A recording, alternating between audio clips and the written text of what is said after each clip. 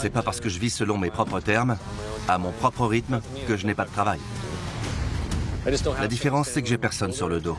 Je ne pointe pas en arrivant au bureau. La seule personne à qui je dois rendre des comptes, c'est moi.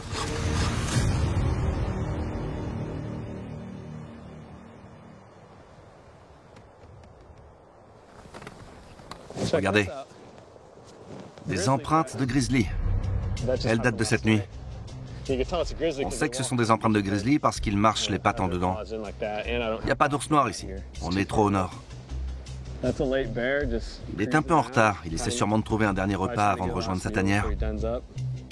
Cette année, je suis venu un peu tard. Je vais suivre ses traces. Je me demande où il va. J'étais bloqué en ville. Je n'ai pas réussi à me libérer plus tôt.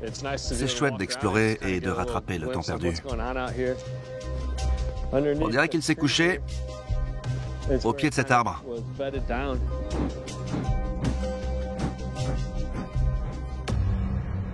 Il y a plusieurs piles d'excréments. Ça veut dire que l'ours est resté ici un moment. C'est intéressant. Tous les ans, c'est très différent ici. C'est génial. Je suis de retour dans les Brooks. Je vais essayer d'améliorer mon campement.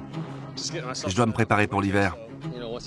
Comme ça, quand il fera moins 50 degrés, je pourrai me concentrer seulement sur mes pièges, la chasse et la survie. Je vais créer des marches pour accéder plus facilement au sommet de la colline. Il n'y a que 12-15 cm de neige à cet endroit. Je vais enterrer ces rondins.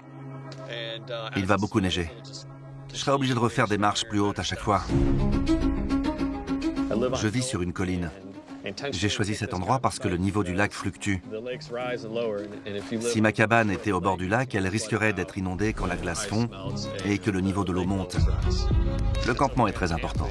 C'est ma priorité quand j'arrive. Bientôt, il faudra affronter l'hiver. Maintenant, je vais remplir mon seau d'eau.